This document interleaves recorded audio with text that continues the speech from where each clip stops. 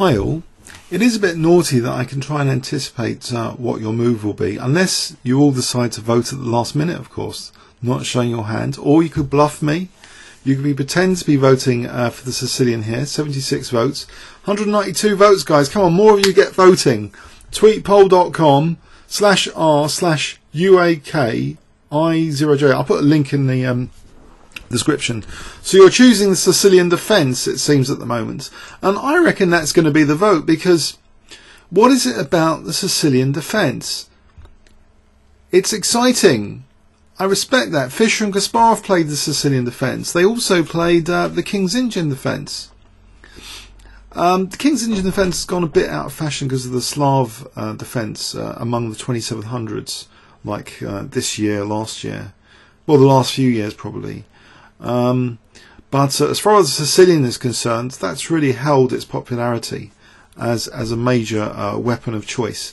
Now let's go to chessgames.com, and I'm going to publicly check out with you what I would play. I believe it's going to be knight f3, but let's check the stats and some of the ideas to maybe get an interesting insights, which we can both share in art over the board games. All of us sharing art over the board games. Okay. Now, okay, c5. According to the chessgames.com Opening Explorer, the main line in inverted commas will be knight f3. That's the most trodden path. 96,000 games. In fact, it's almost 10 times more popular than knight c3. It's funny knight c3 is so popular. The closed can go into a closed Sicilian. So say knight c6. If you want to make it closed, it would be g3 here. But otherwise, you could actually just transpose it cheekily with knight f3, because you've encouraged black to play that knight c6 move. I remember in the Bionic Congress, I think I was tricked by Adelaja, and I ended up playing Sicilian Dragon after d4. So you've got to sometimes be careful. I think I played g6 and he just played d4, and I got completely smashed. So these move orders are very interesting. Now, will I trick you with knight c3? Will that cause you to stumble if I actually play knight c3 and not knight f3? So wait for you to play knight c6, because that's a commitment, knight c6. But no, really, knight f3 is the most popular. And then we've got c3 Sicilian as a popular move, and I think this is overtaken to be the most popular. Nimzovic's kind of provocation in the centre, so you provoke kind of Sicilian stroke Alekhine defence hybrid. But this is better because white's it's not going to kick the knight with c4, losing another tempo. Not usually anyway. It's not a popular move. There was one game and that lost. So I think it's going to be knight c3 knight f3, knight f3 my move. So other alternatives, Morris Smith Gambit. The problem with this, guys, is if I try to play this like my 5-minute games, you've got a variety of choices as well as just snapping up the pawn, which I think you'll be able to hold on and return back the material at the appropriate moments. I think that's the big downside. But you could also just play d3, although that's statistically that's statistically in black's favour. d3, believe it or not.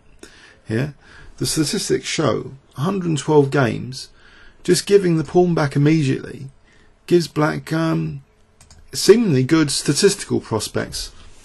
Of course, the games here, you have to look at the games, what eras they're played in. Are they of the highest quality? The chessgames.com opening database has very high quality games, and it has also games from like the Romantic era as well. So some of the gambits are scoring highly, which maybe are not played today so much.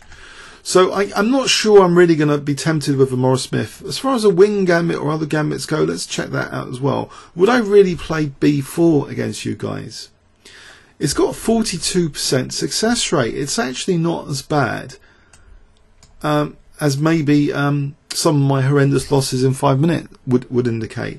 So here, a3 is the most popular continuation. And after d5, what's the idea? E takes d5, still with a good percentage for white. Knight f3, e5. I'll be concerned about getting a passive position here. And now it's gone into black's favour, this line. and now all of a sudden after c3 it's in white's favour in 6 games. So is that kind of misleading that overall this is in black's favour, except we could say except if white now plays the move c3, which does seem logical to gain a tempo on the bishop and maybe play for d4 later. Now what do these stats mean? And you might think, someone said, am I going to add value to engines? Well, the first point of adding value is the choice of the opening.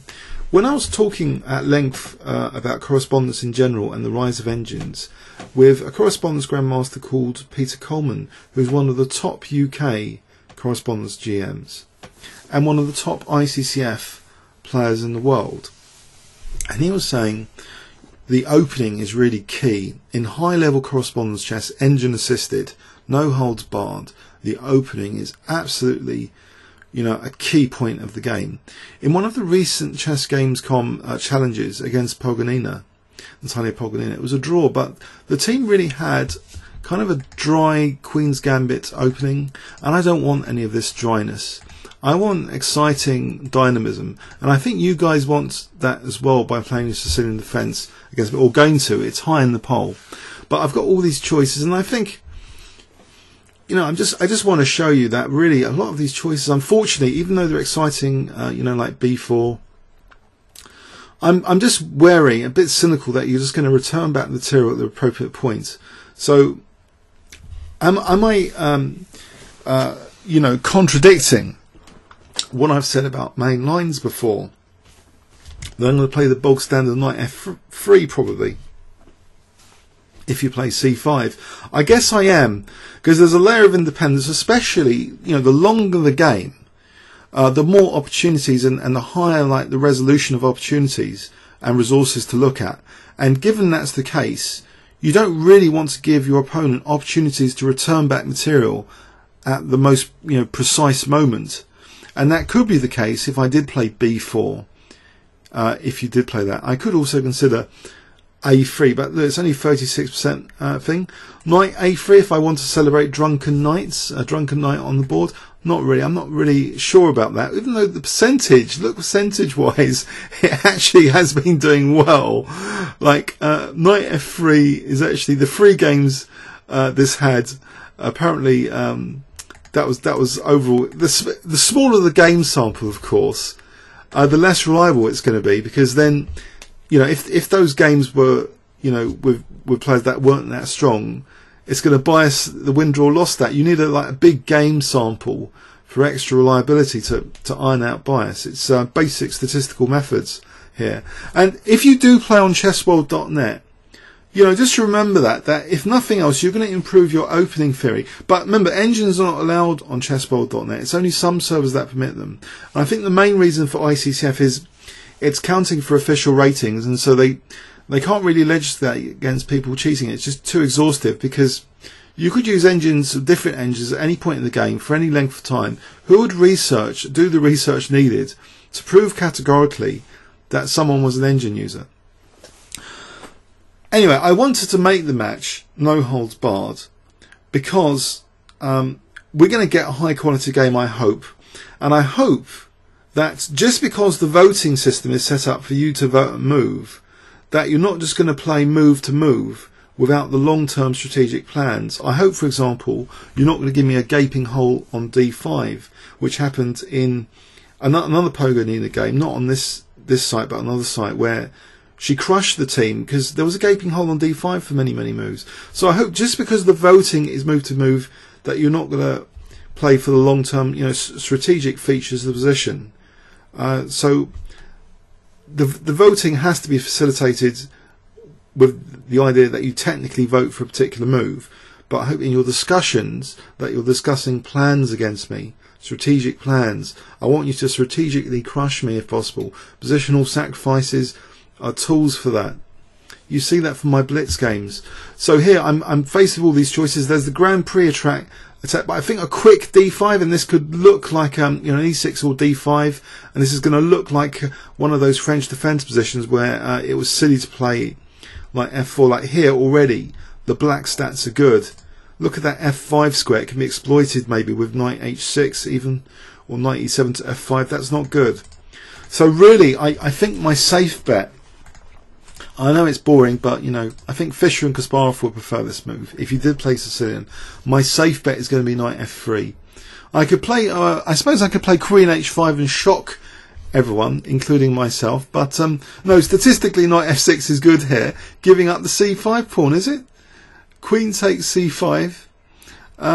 There'll be knight takes e4, I guess. So actually, that's a clever response. Knight f6. I don't think there's anything else in the forest here, in the candidate move forest, which is particularly interesting. b3, d3, a bit timid, Petrosian-ish. d3, I don't really want to play d3. I could try and bore you and positionally try and outplay you. Finch to my bishop, get a knight later to d5, you know, exchange off light square bishops, that kind of thing. Trying to pounce on the fact you're going to be doing move to move voting. So a strategic, long-term strategic plan like that of getting, you know, rid of your light square bishop and exploiting d5, I guess would go under the radar. So, but I don't want to bore you to death with d3. That would be the price to pay for that, or g3. I'm not going to bore you to death. I think it's going to be knight f3. Okay, I hope you enjoyed this video. And get voting, yeah, on the tweet poll if you haven't already for the first move. So it's I'll put the link in the description. Thanks very much.